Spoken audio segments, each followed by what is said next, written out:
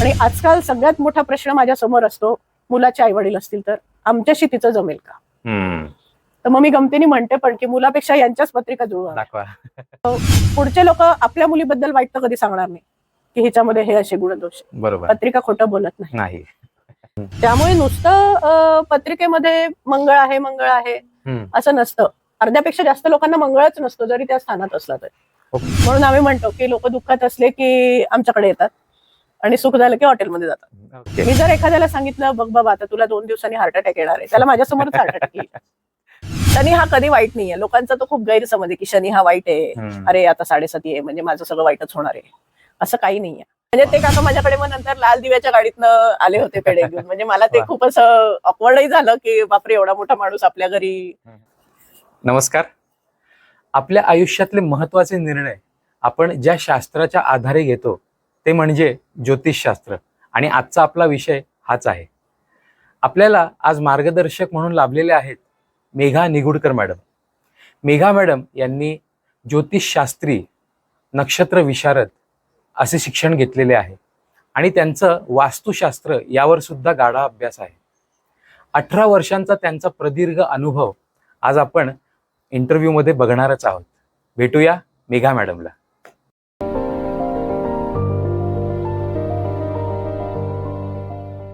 ज्योतिषशास्त्र आपण खरे की खोटे याकडे जाण्यापेक्षा आपण म्हणूया की ज्योतिषशास्त्राचा आपल्या प्रॅक्टिकल आयुष्यात किंवा रोजच्या दैनंदिन जीवनात आपण याचा कसं उपयोग करू शकतो.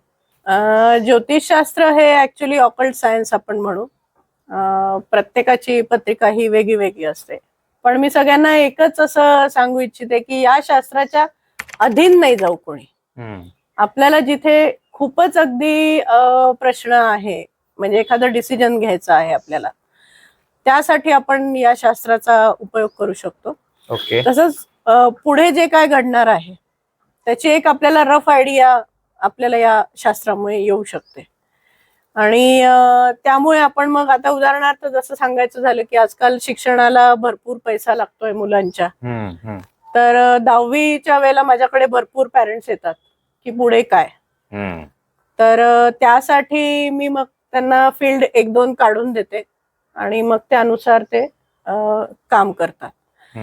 पण आता एखादे काही लोक असे येतात की गाडी घेऊ का, रंग कुठला घेऊ, तर त्याच्यासाठी ज्योतिषशास्त्र नाही आहे. बरोबर. मी मग त्यांना एकच उत्तर देते की ठीक आहे, फंडिंग आहे ना, घ्या गाडी, काय प्रॉब्लेम नाही. हा, म्हणजे आयुष्यातले मोठे डिसिजन जे असतील त्याच्यामध्ये आपण किंवा महत्वाचे डिसिजन, महत्वाचे, राईट. ओके. आता जसं खूप लोक येतात, नोकरीच्या 2 संधी आहेत मला, मग कुठलं घ्यायचं. मग त्याच्यामध्ये आमच्या ह्याच्यात आम्ही म्हणतो की बुधाशी जर संबंध येत असेल त्यावेळेला बुध हा कायम ड्युएल दाखवतो. ओके. तर आणि येणारी दुसरी संधी जी असते ती कायम फ्रुटफुल होते. तर मग मी त्यांना एकच सांगते की येणारी दुसरी जी संधी आहे ती तुम्ही घ्या, म्हणजे होईल. त्याचं आता एक लेटेस्ट उदाहरण आहे. एक जण माझ्याकडे आले होते नोकरीसाठी विचारायला, तर त्याला प्रेझेंट कंपनीमध्ये काही फारसं म्हणजे हे नव्हतं. तर मी त्याला म्हटलं तुला ही संधी खूप चांगली येईल, म्हणजे त्याच्यापेक्षा चांगली येईल, पण येणारी दुसरी संधी खूप चांगली येईल तुला. ओके. तर तो खूप इम्पेशंट होऊन गेला होता. त्याला मी तारखाही काढून दिल्या होत्या. त्याचा फोन नाही, वहिनी आता इतके वाजले अजून काही नाही. मी त्याला म्हटलं आपल्याला हे घ्यायचंच नाहीये, त्यामुळे तू कशाला एवढा इम्पेशंट होतोय आणि हे सोडून दे. त्यामुळे पहा बरं तुमच्या. म्हटलं हो ठीक आहे. तर बरोबर त्याला 8 दिवसांनी दुसरी संधी आली आणि ती दुबईची आली. वा. आणि तिथपासून त्याचा जो चांगला प्रवास सुरू झालाय, तर तो आता म्हणजे साध्या साध्या गोष्टींनाही तिकडनं फोन करतो मला. वा. आपला आजचा जो भारत आहे हा तरुण भारत आपण म्हणतो, आणि तरुण भारताला ज्योतिषशास्त्र ही संकल्पना किंवा हे शास्त्र मुळात पटवून देणं किंवा हे एक शास्त्र आहे आणि ऑथेंटिक आहे हे जर पटवून द्यायचं झालं तर तुम्ही कशा पद्धतीने त्यांना कन्व्हिन्स कराल?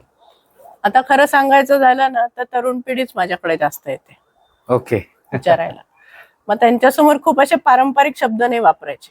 ज्योतिषशास्त्र हा शब्द तर वापरायचाच नाही. बर. ऍस्ट्रॉलॉजी हा शब्द वापरायचा. हा, अच्छा. म्हणजे असं नाही खायचं त्यांना, असं खायचंय. मग त्यांना पाहून मी सगळं सांगते की ठीक आहे, हा फेस तुझा वाईट आहे तर तुला जास्त प्रयत्न करायला लागणार वगैरे असं. आणि तू स्वतःसाठी, कारण आजकाल मुलांना शिक्षणाला सुरुवात करायच्याच आधी नंतर मला किती पैसे मिळणार याची खूप काळजी असते. शिक्षण कसंही हो माझं, बरोबर, आणि कमी मेहनतीत पैसा खूप हवाय. इन्स्टंट. ते इन्स्टंट कॉफीचाच जमाना आहे तो आता. तर मग मी त्यांना म्हणते की ठीक आहे, तू मेहनत तर करतोयस, पण त्याप्रमाणे तुला अजून मेहनत करावी लागेल. आणि साधारणतः शिक्षणासाठी आपण गुरुची उपासना मी मुलांना देते किंवा गणपतीची देते. तर पर्टिक्युलर मी गुरुची कुठलीच देत नाही. मी त्यांना एकच म्हणते, तुम्ही ज्याला कुठल्याला मानत असाल तर संध्याकाळच्या वेळेला दिवे लागणीच्या वेळेला तुम्ही स्वतःसाठी मेडिटेशन करा, साधना करा, उपासना करा. हे शब्द वापरायचे नाही. मेडिटेशन मेडिटेशन हा शब्द वापरायचा.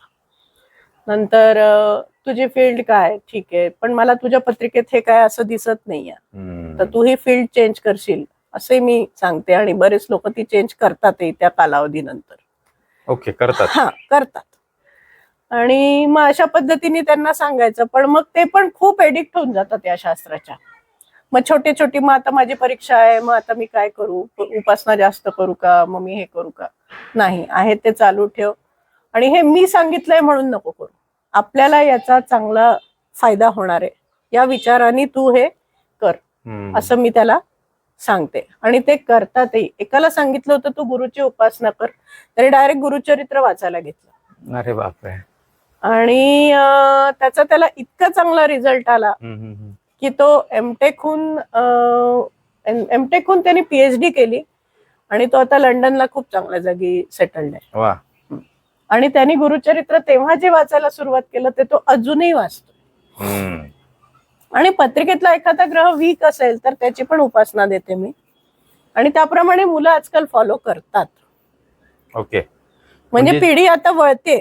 ओके, या साईड. म्हणजे आधी जे प्रमाण होतं की याच्याकडे वळायचं नाही किंवा हे मानायचं नाही शास्त्र, तर आता ते उलट होत चाललेलं आहे. ओके, आपण याला म्हणूया की अतिरेक कुठेतरी होतोय का याचा, की अतिरेक नाही होणार, अतिरेक नाही होते. कारण त्यांना ट्रॅकवर आपल्याला म्हणजे मी आणते की नाही, आता माझी गरज नाही, आता हे डिसिजन तू तुझं घे.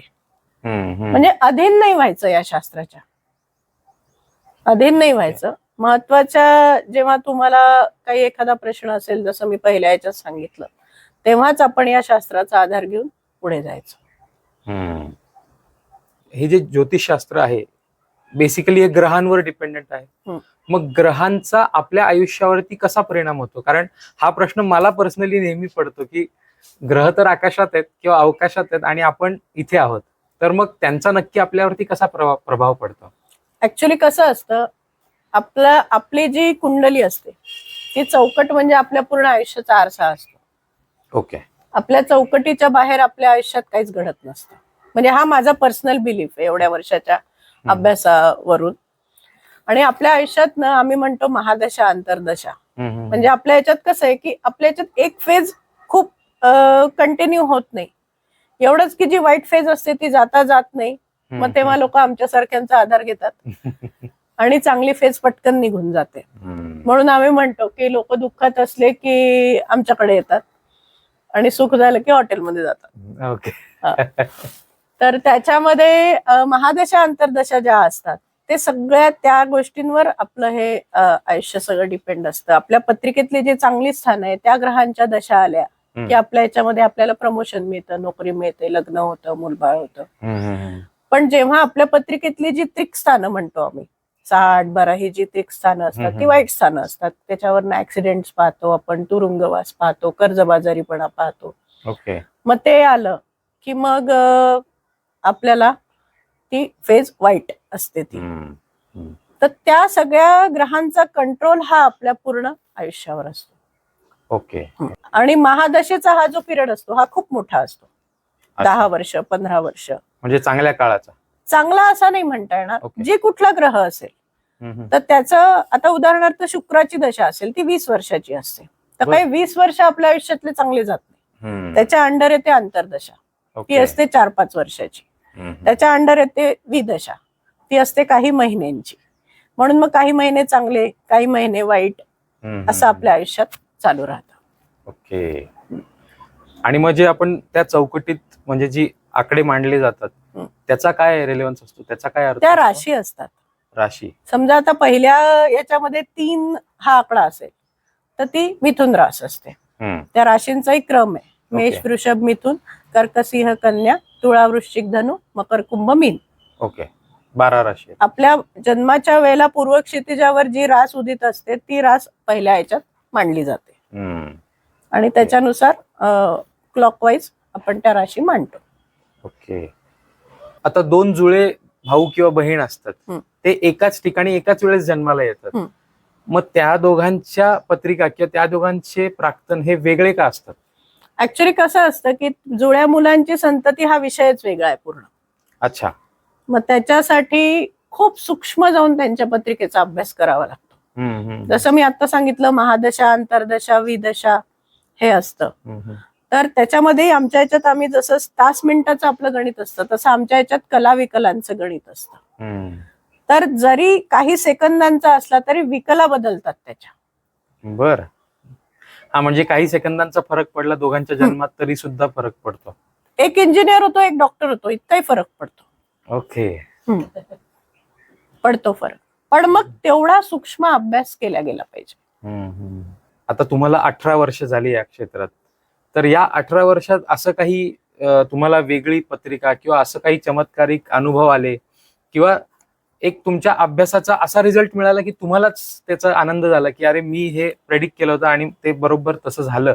तर तसं पाहिलं ना तर प्रत्येकच पत्रिकेचा मला चांगलाच अनुभव आलाय. गुरुच्या कृपेने आजपर्यंत माझा कुठलाच म्हणजे असा क्लायंट आजपर्यंत असं नाही की अरे यांनी असं सांगितलं ना असं घडलं नाही. कारण मी प्रत्येक क्लायंटला सांगत असते की मी जे सांगते ते होतंय का हे मला रिपोर्टिंग करा, कारण शेवटी तो अभ्यास आहे माझा, सगळं गणितावर डिपेंड आहे ते. एक माझ्याकडे क्लायंट आले होते, बँकेमध्ये खूप मोठ्या पोस्टवरनं रिटायरमेंटचं त्यांचं होतं.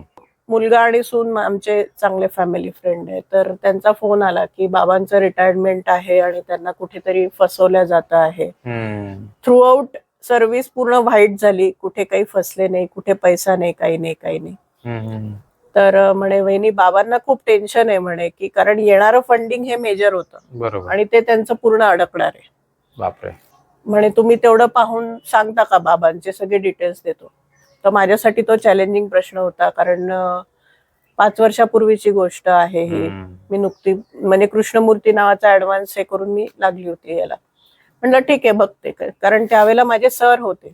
तर मी सरांना पण कॉन्टॅक्ट केला, म्हटलं असा असा प्रश्न आहे सर माझ्याकडे. तर म्हणे तू बिंदास मांड, म्हणे तू करू शकशील. तर मी खूप पुस्तकांचा अभ्यास केला आणि हे केलं आणि काहीतरी 18 जानेवारी वगैरे तारीख येत होती त्यांची रिटायरमेंटची. तर त्यांना मी म्हटलं की होऊन जाईल त्यांचं, काहीच प्रॉब्लेम येणार नाही.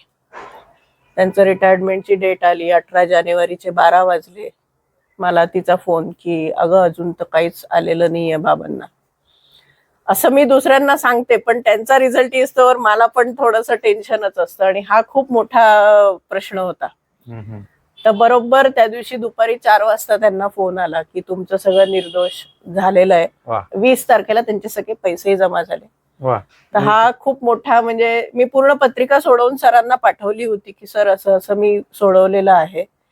तर सरांनी 1-2 चेंजेस सांगितले की तू अजून जवळपर्यंत जाऊ शकतेस, त्यांना वेळ सांग. पण मला वेळ सांगायची हिंमत नव्हती. माझी 3:30 वाजताची वेळ आली होती आणि त्यांना 4 वाजता बरोबर बँकेतनं फोन आला की सर सगळं व्यवस्थित तुम्ही सुटलेले आहात म्हणून. त्याच्यात इतक्या अॅक्युरसीने तुम्ही सांगितलं तेव्हा म्हणजे खरंच तुम्हाला आनंद झालाच असेल. म्हणजे ते काका माझ्याकडे मग नंतर लाल दिव्याच्या गाडीतनं आले होते पेढे घेऊन. म्हणजे मला ते खूप असं ऑकवर्डही झालं की बापरे एवढा मोठा माणूस आपल्या घरी आलेला आहे. तर ते म्हणे नाही नाही म्हणे तुमच्या, म्हटलं माझ्यामुळे नाही, तुमच्या ग्रहांनी तुम्हाला साथ दिलेली आहे त्यावेळेला. खूपच छान. ज्योतिषशास्त्राचा उल्लेख झाला की त्या ठिकाणी शनी किंवा मग 7.5 असा उल्लेख होतो. म्हणजे माझ्या राशीत शनी बसलेला आहे किंवा मला शनी सुरू झालेला आहे, तर हे काय आहे थोडंसं सांगा ना. ऍक्च्युली शनी सुरू झालाय हे म्हणणं चुकीचं आहे. शनीची महादशा, आमच्या याच्यात आम्ही महादशा म्हणतो. ओके. कारण शनी महाराज हे न्यायाने वागणार आहेत. ओके. ते कधी कोणाला हवेतही उडू देत नाही, जमिनीच्या खाली जाऊ देत नाही. ते स्वतःही जमिनीवर असतात आणि लोकांनाही जमिनीवर ठेवायचा प्रयत्न करत असतात. त्यामुळे शनी हा कधी वाईट नाहीये. लोकांचा तो खूप गैरसमज आहे की शनी हा वाईट आहे. अरे आता 7.7 आहे म्हणजे माझं सगळं वाईटच होणार आहे, असं काही नाहीये. शनी हा चांगले जे लोक चांगल्या विचारांच्या लोकांना, चांगल्या आचरणातल्या लोकांना हा चांगल्या न्यायाने हे करतो. आणि एखादा जर वाईट मार्गावर असेल, कोणाचं काही वाईट चिंतत असेल, हे करत असेल, तर त्याला मार्गावर आणायचं काम पण शनी करतो. बर. आता 7.7 ही 3 गोष्टींमध्ये विभागली असते. अडीच अडीच अडीच. ओके. पहिली अडीचकी जी असते त्याच्यात तो पूर्ण त्या माणसाचं अभ्यास करतो की ही व्यक्ती कशी आहे, काय आहे. त्याप्रमाणे त्याला मधल्या अडीचकीमध्ये फळं मिळतात. आणि मधल्या अडीचकी नंतर शेवटच्या अडीचकीमध्ये तो माणसाला कुठेतरी स्टेबल करून जातो. ओके. जर का त्याचे विचार वाईट असतील तर तो माणूस चांगला विचार करायला लागतो. खूप चांगले असतील तर त्याप्रमाणे त्याला फळ मिळतं. त्यामुळे शनीची 7.7 ही वाईटच असते असं काही नाही. ओके. मग ती एक जी भीती बसलेली की 7.7 ही वाईट असते किंवा आता माझ्या बरोबर डेंजर काहीतरी होणार आहे, तर लोकांनी ना खूप बागुलबुवा केलाय त्या गोष्टीचा. अच्छा. माझ्या स्वतःचं लग्न 7.7 झालेलं आहे. बर. मला मुलगी ही 7.7 झालेली आहे. माझं सगळं चांगलं झालेलं आहे. कधीच आजपर्यंत तरी मला आयुष्यात किंवा त्या शनीने बळ दिलं म्हणा, जे काय प्रॉब्लेम झाले ते हे करायचे म्हणजे फेस करायचे, तो शनी बळ पण देतो दुबळ्या लोकांना. ओके. असं आहे. ज्योतिषशास्त्र मी 7.7 शिकायला सुरुवात केली, म्हणून मला चिकाटी मिळाली असं मी पॉझिटिव्ह म्हणेन. वा. म्हणजे सगळ्यांनी हा दृष्टिकोन लक्षात ठेवायचा आहे. मी सुद्धा ठेवणार आहे की 7.7 ही वाईट नाही आणि 7.7 आपली प्रगतीच होते. बरोबर. चिकाटी वाढते आपण. फक्त मग शनी महाराजांचा जप करणं किंवा मग गरिबाला दान देणं हे आपण थोडस पाळलं पाहिजे त्या याच्यामध्ये. ओके. ओके. म्हणजे मग आपल्याला त्याचे चांगलेच रिझल्ट येतात. दान देणं किंवा शनी महाराजांचा जप करणं. तर हे जे रेमेडीज आपण म्हणजे युट्यूब वरती बघतो किंवा मार्केटमध्ये आपल्याला बघायला मिळतात व्हिडिओज मध्ये की असं करा, ही डाळ वाहा किंवा हे मीठ हे इकडे हे करा, हे गळ्यात बांधा.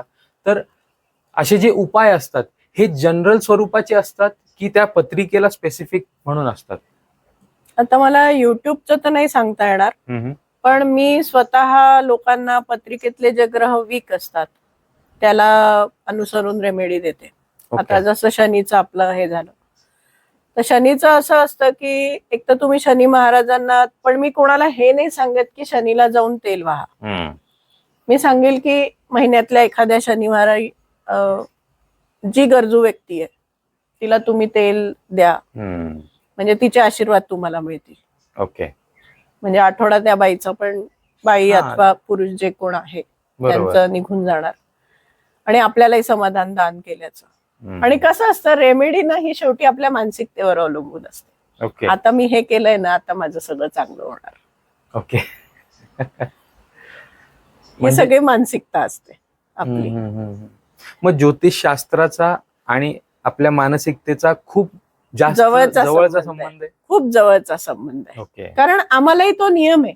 मला दिसतंय पत्रिकेत वाईट होणार आहे, पण ते वाईटही म्हणजे निगेटिव्ह पण पॉझिटिव्ह करून कसं सांगायचं हे आम्हाला मेन शिकवतात. ओके. मी जर एखाद्याला सांगितलं बघ बाबा आता तुला 2 दिवसांनी हार्ट अटॅक येणार आहे, त्याला माझ्यासमोरच हार्ट अटॅक येईल असं नसतं. मग मी सांगते की नाही नाही तुम्ही जरा तब्येतीची काळजी घ्या, बीपी वाढू शकतो तुमचं. मग माणूस अलर्ट होतो त्याच्यात. ओके. असं आहे. लग्नाचा हा जो डिसिजन असतो त्याच्या वेळेस सुद्धा पत्रिका जी आहे ती मुख्यतः बघितली जाते, दाखवली जाते. आणि म्हणजे लग्नाच्या वेळेस जेव्हा पत्रिका दाखवली जाते तेव्हा मुख्यतः काय कुठल्या गोष्टी बघितल्या जातात? कारण पुढे त्यांचं मॅच होतं आणि म्हणजे असं नाही की भांडणं होतच नाही. ज्यांनी पत्रिका दाखवून लग्न केल्यात त्यांच्यात सुद्धा भांडणं होतात आणि नाही दाखवल्यात त्यांच्यात सुद्धा होत आहेत. तर मग मेन कुठल्या गोष्टी बघितल्या जातात? आता पत्रिकांमध्ये पण मतमतांतर आहे. ओके. आता माझी पर्सनल पद्धत अशी सांगते मी की 18च्या वर गुण जुळले पाहिजे, हा जनरलाइज स्तंभ रूल आहे पत्रिकेचा. तर ते तर जुळलेच पाहिजे. पण 2 पत्रिकांची ग्रहमैत्री असते. ते मी जेव्हा ऍडव्हान्स शिकली कृष्णमूर्ती पद्धत, तर त्याच्यामध्ये आम्हाला शिकायला म्हणजे शिकवलं सरांनी आमच्या की दोघांचे ग्रह एकमेकांना सपोर्टिव्ह हवे. समजा ते सपोर्टिव्ह नसतील तर मग अशाही घटना घडतात की लग्न झाल्यानंतर मुलाचं किंवा मुलीचं सगळी अधोगती होते. तर ते ग्रहमैत्री होणं गरजेचं असतं. ओके. आणि मुळात त्याच्यामध्ये कसं असतं की समजा आता पुरुष जातकाची पत्रिका असेल आणि त्याच्यासाठी मुलगी बघत असतील, तर त्या मुलीच्या पत्रिकेचं पूर्ण आम्ही पोस्टमॉर्टम करतो. ओके. पोस्टमॉर्टमच म्हणेन मी, हा शब्द वापरेन. कारण की पुढचे लोक आपल्या मुलीबद्दल वाईट तर कधी सांगणार नाही की हिच्यामध्ये हे असे गुणदोष. बरोबर. पत्रिका खोटं बोलत नाही. त्यामुळे पूर्ण तिच्या आरोग्यापासून तिच्या संतती, आर्थिक स्थिती, समजा दोघांना मिळून नंतर घर घ्यायचं असेल तर गृहसौख्य, आणि आजकाल सगळ्यात मोठा प्रश्न माझ्या समोर असतो, मुलाचे आई वडील असतील तर आमच्याशी तिचं जमेल का. तर मग मी गमतीने म्हणते पण की मुलापेक्षा यांच्याच पत्रिका जुळवा दाखवा तिच्याशी. बरोबर. हा गमतीचा भाग झाला. पण या सगळ्या पद्धतीने मुलीची पत्रिका आधी पूर्ण स्टडी करून, समजा आता आपल्याला ही मुलगी फायनल करायची आहे, त्याच्यामध्ये हे सुद्धा दिसतं की त्या मुलीचं कुठे काही अफेअर आहे का. आजकाल हे खूप कारण वाढत चाललेलं आहे प्रमाण. तर त्यांनी काय होतं, 4 आयुष्य उद्ध्वस्त होतात. बरोबर. तर मग मी त्यांना सांगते की मला असं असं दिसतंय, तुम्ही परत सखोल चौकशी करा या मुलीची. मग त्यांनी काय होतं की मुलाकडले पण अलर्ट होऊन जातात. बरोबर. की हे असंही आहे. तर या गोष्टीसाठी पत्रिका बघावी. ओके. आणि याच म्हणजे लग्नाच्या वेळेसच बघताना एक दुसरा एक जसा शनीचा प्रश्न होता तसाच की मुलाला किंवा मुलीला मंगळ आहे का, मग तो मंगळ पण तितकाच डेंजर आहे. नाही, मंगळाचं कसं असतं की ज्यांचा असा खूप ज्योतिषशास्त्राचा अभ्यास नाही आहे तर ते मंगळ दोष आपण कुठे म्हणतो पत्रिकेमध्ये. 12, 1, 4, 7 आणि 12 या स्थानात मंगळ असला की सगळ्यांना असं वाटतं तो मंगळ दोष आहे. ओके. पण त्याला सुद्धा 8 नियम आहेत. ते 8 नियम लावले तर तो मंगळ दोष नाहीसा होतो. त्यामुळे नुसतं पत्रिकेमध्ये मंगळ आहे असं नसतं. अर्ध्यापेक्षा जास्त लोकांना मंगळच नसतो जरी त्या स्थानात असला तरी. ओके. आता मेष रास आहे, त्याच्यात तो मंगळ असेल तर त्याला दोष नाहीये कारण तो स्वतःच्या राशीत आहे. असं. त्यामुळे मंगळ दोषाचंही असं काही खूप हे नाही करू. समजा कडक मंगळ असेल तर मग त्यात तशीच पत्रिका, कारण कडक मंगळवाल्या मुलगी म्हणा मुलगा म्हणा हे लोक खूप तापट असतात. मग त्याला खूप सौम्य स्थळ पाहून चालत नाही. मग त्याला निदान सौम्य मंगळवाली मुलगी किंवा मुलगा असावा असं असतं. म्हणजे त्यांचे ग्रह सपोर्टिव्ह हवे. ओके. त्याच्यात काही म्हणजे त्या मुलीचा किंवा मुलाचा असा काही खूप दोष आहे किंवा तो मंगळ दोष आहे असं काही थमरूल नाहीये तिथे तो. ओके. म्हणजे जसं सिनेमामध्ये आपल्याला दाखवतात की लडकी मांगली की तो लडका मर जाएगा, तर हे असं प्रत्यक्षात तसं काही नसतं. आता लडका मर जाएगा म्हणजे कसं असतं की आमच्या याच्यामध्ये आम्ही म्हणतो की मृत्यू षडाष्टके पत्रिकेमध्ये. ओके. तर त्यांनी काही कोणाचा मृत्यू होत नसतो. तो एक शब्द आहे मृत्यू षडाष्टक. बर. ते वैचारिक मतभेद खूप असतात. ओके. म्हणून आम्ही नाही म्हणतो त्यांना ते करायला, की नंतरून फटाफट होण्यापेक्षा नका करू. आता लव्ह मॅरेजच असेल तर मग मी तर म्हणते पत्रिकाच पाहू नका. म्हणजे मी हाच सल्ला देते सगळ्यांना, लव्ह मॅरेज आहे ना पत्रिकाच पाहू नका. जे काय ते त्यांच्या कर्माने फक्त दोघांना ऍग्री करून घ्या की काही झालं तरी आम्ही जबाबदार नाही तुमचं, तुम्ही तुमचं पाहून घ्यायचं. तरी लोकांचा हट्ट असतो. मग मी म्हणते तुमच्या समाधानासाठी पण समजा मृत्यू षडाष्टक आलं तर तुम्ही काय करा, मग तेच ऍग्री होतात, ठीक आहे नका पाहू. काय होतं, उगीच येणाऱ्या मुलीला किंवा मुलाला त्याचा नंतरहून त्रास नको. बरोबर. म्हणून लव्ह मॅरेजला ऑप्शन नाही. आपल्या इथे ही संस्कृती आहे, हे शास्त्र आहे म्हणून आपण पत्रिका बघतो आणि दाखवतो. तर फॉरेन कंट्रीजमध्ये किंवा ज्या कंट्रीजमध्ये ज्योतिषचा कुठलाच संबंधच नाहीये त्या कंट्रीजमध्ये मग कुठलं शास्त्र वापरतात की नाही वापरत, मग त्यांचे लग्न कशी काय टिकतात, तर त्याच्याबद्दल आम्हाला थोडंसं सांगा. तर आता भारतातलं जसं गणित असतं तसं परदेशातलं थोडं वेगळं गणित असतं. ओके. हा, म्हणजे आपल्या इथले जे आम्ही अक्षांश रेखांशावरनं सोडवतो गणित, जिथे जन्म झालाय तिथे, तर आपल्या इथे जे आम्ही गणितामध्ये जे स्टेप्स करतो त्याला आम्ही संस्कारच म्हणतो. ओके. तर तिथे जे असतात ते संस्कार वेगळे असतात. पण आता ते लोक सुद्धा आपल्या इकडल्या लोकांना कन्सल्ट करायला लागले. माझ्या स्वतःकडे US आणि UK केसेस भरपूर आहेत. ओके. आणि त्यांचाही विश्वास बसायला लागला.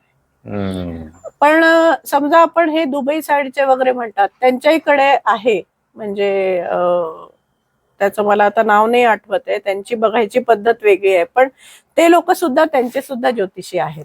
त्यांचं पण शास्त्र आहे. हो. बर. त्यांचे नियम पण वेगळे आहेत. माझा त्याचा फारसा अभ्यास नाहीये, पण तिकडेही पाहतात. पण इंग्लिश कंट्रीज मध्ये म्हणाल तर मग तिथे नाहीये अजून तेवढा हा प्रकार. पण आता माझे जे क्लायंट तिकडे गेलेले आहेत तर ते सांगतात आणि ते लोक फॉलो पण करतात. वा. मी सांगितल्याप्रमाणे. मग त्यांच्या वेळेनुसार मग आम्ही मीटिंग ठरवतो आणि रात्री मग त्यांना सगळं, फक्त त्यांना खूप समजावून सांगावं लागतं, कारण त्यांना काही माहितीच नाहीये या गोष्टीचं. त्यामुळे त्यांना खूप समजून सांगावं लागतं आणि ते अपडेट्सही देतात की तुम्ही सांगितल्याप्रमाणे हे असं असं घडतंय. वा. मानसिकतेवरती खूप गोष्टी प्रभावित करतात. म्हणजे ज्योतिषशास्त्र आणि मानसिकता याचा जवळचा संबंध आहे. मग असं आपण म्हणू शकतो की कर्म आणि ज्योतिषशास्त्र याचा सुद्धा जवळचा संबंध आहे. हो. तो कसा, आम्हाला ते सांगा. हा, आता कसं आहे की शनीच्या 7.7 मी जसं म्हंटल की आपण जसं कर्म करू तसं आपल्याला फळ मिळतं. तर त्याच्यामध्ये बऱ्याच लोकांच्या पत्रिकेत असं दिसतं की अरे या व्यक्तीची थोडी वृत्ती जी आहे ती काही बरोबर नाहीये. मग त्यांना असं डायरेक्ट आपण बोलू नाही शकत की तुमचं असं कर्म आहे म्हणून तुम्ही असं असं भोगताय, असं डायरेक्ट आपण बोलू नाही शकत कोणाला. बरोबर. मग आम्ही त्यांना म्हणतो की तुम्ही थोडं ना देवाचं करायला सुरुवात करा. तुमच्याकडे ना कुलस्वामिनीची उपासना ही थोडी कमी होते तुमच्याकडनं. अच्छा. मग तुम्ही तुमच्या देवाला जाता का, असे बेसिक प्रश्न त्यांना विचारायला लागतात मला. मग ते म्हणतात नाही, गेलो होतो कधीतरी लहानपणी. मग आम्ही म्हणतो नाही, आपण जिच्यामुळे आपल्याला जन्म मिळालाय तिच्याकडनंच तिच्याकडेच तुमची काही उपासना होत नाहीये, त्यामुळे तुम्हाला आयुष्यामध्ये प्रॉब्लेम्स येतात. वर्षातनं एकदा हे प्रत्येकाने जायलाच पाहिजे आपल्या कुलस्वामिनीला आणि जे काय तिथले रिच्युअल्स असतात ते तुम्हाला करायला पाहिजे. मग जेव्हा व्यक्ती आध्यात्मिकतेकडे थोडीशी वळते तेव्हा तिच्या वृत्तीतही फरक पडतो. आणि मी जो उपाय सांगते तर त्याचा रिझल्ट यायला साधारणतः 40 ते 45 दिवस लागतात, कारण हे काही असं अँटीबायोटिक नाही की आपण आज एक घेतलं आणि लगेच आपल्याला बरं वाटलं. आणि सगळ्यांना हेच एक सांगते मी की मी सांगितलं म्हणून करू नका तुम्ही, याचा आपल्याला चांगला उपयोग होणार आहे म्हणून करा. मग लोकांचा दुसरा प्रश्न असतो, आम्ही हे किती दिवस करू. मग मी म्हणते रोज जेवता ना, असं विचारता का की झालं आता मी उद्यापासून काय जेवणार नाही, आज पोट भरलेलं आहे. हे आपल्याला आयुष्यभर करायचंय, कारण आपल्याला गरज आहे त्या गोष्टीची. पत्रिकेत जर चांगले गुरुसारखा ग्रह जर वीक असेल तर ते कसं काय प्रगती होणार. तुम्हाला संततीत प्रॉब्लेम येणार, तुम्हाला आर्थिक याच्यात प्रॉब्लेम येणार, कारण संततीचा आणि धनाचा कारक हा आम्ही गुरु म्हणतो. ओके. त्यामुळे गुरुची उपासना ही आयुष्यभर प्रत्येकाने करावी. पुष्कराज घालून गुरुचा प्रभाव वाढत नाही. ओके. आपल्याला ती उपासना आपण झिजल्याशिवाय आपल्याला फळ नाही. याच्यात दुसरा एक भाग असा असतो की माझी कर्म चांगली आहेत, माझं मन चांगलं आहे, तर मला काही फरक पडणार नाही माझ्या आयुष्यात, त्यामुळे मी कुंडली वगैरे मानत नाही, असं म्हणणारे जे आहेत त्यांच्याबद्दल तुम्हाला काही सांगायचं. आता याचे पण अनुभव खूप आहेत. अच्छा. माझ्याकडे विचारायला येतात. मग पत्रिकेत समजा 4 ग्रह वीक असले तर 4 ग्रहांची उपासना करायला लागते लोकांना. उठताना म्हणतात ठीक आहे मॅडम, आता हे तर तुम्ही सांगितलंय पण माझा काही या शास्त्रावर फारसा विश्वास नाही. अच्छा, म्हणजे सगळं ऐकून घेतल्यानंतर सगळं ऐकून घेतात. सगळं तसं असतं, पण कारण कसं असतं पत्रिका बघताना माझी पद्धत अशी आहे की मी थोडंसं पत्रिकेवरनं त्यांना मागचे प्रश्न विचारत असते की मी केलेले कॅल्क्युलेशन्स बरोबर आहेत का. ओके. याच्यासाठी की तुमचा स्वभाव असा आहे का, तुमच्या आयुष्यात अशी घटना घडून गेली का. मग त्यांनी ओके दिल्यावर मग मला कॉन्फिडन्स येतो की चला आपण जे वर्किंग केलंय ते बरोबर आहे. ओके. तर मग नाही, तुम्हाला याच्यासाठी हे करायला लागेल, त्याच्यासाठी ते करायला लागेल. ते नको मॅडम, पण मग थोडस काही लवकर होत असेल तर बघा. तर ते लवकरच माझ्याकडे गणितच नाहीये. तुम्हाला 45 दिवस घासावंच लागेल, तेव्हा जाऊन तुम्हाला 5% फरक पडेल. पण पडेल, नक्की पडेल. आपण बघतो की काही जण म्हणजे परंपरेमधले असतात किंवा कुठल्या तरी गुरूंचे शिष्य असतात. तर अशा वेळेस म्हणजे ज्योतिषशास्त्रात जर सांगितलंय की एखाद्या व्यक्तीच्या आयुष्यात एखादा प्रसंग घडणार आहे, वाईट प्रसंग घडणार आहे, तर त्याचा प्रभाव या गुरूंच्या कृपेमुळे कमी होतो किंवा तो क्षण येतच नाही असं काही होतं? नाही. त्याच्यामध्ये असं सांगू शकेल की उदाहरणार्थ मृत्यू अटळ आहे आपण म्हणतो, पण मग अशा लोकांच्या मृत्यूची वेळ ही ठरलेली असते, पण गुरुच्या उपासनेनी म्हणा किंवा त्यांच्या गुरूंच्या कृपेनी शांतपणे मृत्यू येतो. ओके, असं सांगता येईल. कारण आमच्या माहितीतले आहेत एक जण, त्यांच्या गुरुची उपासना खूप होती, तर ते पूजा करता करता 16तच एक्सपायर झाले. बर, 5व्या मिनिटाला गेलेले होते. अरे बापरे. प्रदोष होता त्या दिवशी, सोम प्रदोष होता, आणि 5व्याच मिनिटात होत्याचं नव्हतं झालं. पण असं नाही, त्यांचा मृत्यू टळला नाही, पण खूप शांतपणे गेले. आता आजच्या या युगामध्ये किंवा आजच्या या थोड्याशा कॉम्पिटिशनच्या जगात म्हणूया, पुरेसा अभ्यास नसताना सुद्धा याचं कमर्शियलायझेशन झालंय, या शास्त्राचं सुद्धा, जसं सगळीकडेच झालंय, शिक्षण क्षेत्रात म्हणा, इतर कुठल्या क्षेत्रात. तर याचा कुठेतरी तुम्हाला सुद्धा अनुभव आहे का की पुरेसं ज्ञान नसताना सुद्धा लोकांना सल्ले देणं असं काही आहे? असे पुष्कळ अनुभव आहेत. कारण की माणसाला प्रश्न पडला की त्याला सॅटिस्फॅक्टरी उत्तरं नाही मिळाले की लोक 4 ज्योतिषी फिरून माझ्याकडे येतात. अरे मला यांनी तर ते सांगितलं, त्यांनी तर ते सांगितलं, आणि खूप काय काय पूजाही करून आलेले असतात, खडे घालून आलेले असतात, पण आम्हाला इफेक्ट काहीच नाही आलेला आहे. मग त्यांचं थोडंसं अपुरं ज्ञान असावं असं माझं मत आहे. कारण की कसं आहे की आम्ही जेव्हा सांगतो, मुळात ज्योतिषशास्त्र हे खूप कमर्शियली वापरण्याचं शास्त्रच नाही. तो एक अभ्यास आहे, आणि आपण चांगल्या पद्धतीने पुढच्याला गाईड करू शकतोय या भावनेनी जर याची आपण प्रॅक्टिस सुरू केली तरच सांगणारा पण सुखी राहतो आणि ऐकणारा पण सुखी राहतो. बरोबर. कारण की पुढच्याला काही वाईट सांगितलं म्हणजे बरोबर सांगितलं नाही, चुकीच्या याला केलं, तर त्याचे काही काही साईड इफेक्ट्स ज्योतिषाला सुद्धा भोगायला लागतात. बर, हो. कारण की ज्योतिषशास्त्र सांगणाऱ्याची थोडीफार गुरुची उपासना असते. त्यामुळे थोडंसं गुरुचं स्मरण करून जर आपण आपल्या टेबल खुर्चीवर बसलो, तर आता मला तर असा काही काही अनुभव आहेत की पत्रिका हातात घेतल्यावर अभ्यासाच्या आधीच लक्षात येतं की याचं उत्तर पॉझिटिव्ह येणार आहे की निगेटिव्ह येणार आहे. ओके. पण या शास्त्राशी प्रामाणिक राहा. बरोबर. आणि स्वतःशी पण. खरंय. आता ज्योतिषशास्त्र हे तुम्ही मला वाटतं पत्रिका बघून ज्याला म्हणतात ते ज्योतिषशास्त्र. मग इतर असे कुठले शास्त्र आहेत जे तुम्हाला वाटते की जे ज्योतिषशास्त्राच्या जवळ जातात? आता त्याच्यामध्ये पाल्मिस्ट्री आहे, हस्तरेषा. पण हस्तरेषा दर 7 वर्षांनी आपल्या हातावरच्या रेषा बदलत असतात. दर 7 वर्षांनी? दर 7 वर्षांनी. त्यामुळे आज सांगितलेलं 10व्या वर्षी तसं घडत नसतं. त्यामुळे ज्योतिषशास्त्रावर माझा जास्त विश्वास आहे. पाल्मिस्ट्री आहे, टॅरोट रिडिंग घेणारे आहे, जो तो आपल्या आपल्या ह्याच्यात मास्टर आहे. पण शेवटी प्रत्येकालाच आपलं शास्त्र खरं वाटतं आणि प्रिय असतं. त्यामुळे मी तर स्वतः ज्योतिषशास्त्रातच डीप अभ्यास केलेला आहे. त्याच्यामध्ये कृष्णमूर्ती नावाची ऍडव्हान्स डिग्री आहे, ती पण मी घेतलेली आहे. आणि म्हणून मग मी ना बाकीचे शास्त्रांबद्दल फार माहिती नाही देऊ शकणार, कारण माझा तो अभ्यासच नाही फारसा आहे. आता त्याच्यात मी रेकी पण शिकलेली आहे. रेकीचा पण चांगला इफेक्ट आहे. साधारणतः मानसिकरित्या जे लोक खूप डिस्टर्ब असतात त्याच्यासाठी रेकीचा आपण वापर करू शकतो. असं असतं. म्हणजे समोरासमोर बसून त्यांना ट्रीट करतात का? टच रेकी जास्त इफेक्टिव्ह आहे डिस्टन्स रेकीपेक्षा. ओके. निदान 15 दिवस तरी सेशन आपण टच रेकीने दिलं आणि नंतरचं डिस्टन्सने दिलं तर पुष्कळ आपल्याला फरक पडतो. बर. ते आपण आजारांवरही त्याचा उपयोग करू शकतो. म्हणजे पत्रिकेतनं कुठला आजार आहे हे थोडस हे करून त्या चक्राला रेकी दिलं की आपल्याला चांगला इफेक्ट आहे त्याचाही. म्हणजे आपल्या या सगळ्या चर्चेवरून मला एक लक्षात येतंय की ज्योतिष हे शास्त्र आहे हम्म. आणि त्याचा प्रत्येक गोष्टीत आपण छोट्या छोट्या गोष्टींमध्ये उपयोग नाही केला पाहिजे. हम्म. मात्र आयुष्यातले मोठे डिसिजन जे आहेत ते निदान एक सल्ला घेऊन तरी केले पाहिजेत. हम्म. बरोबर आहे की? अगदी बरोबर. हा.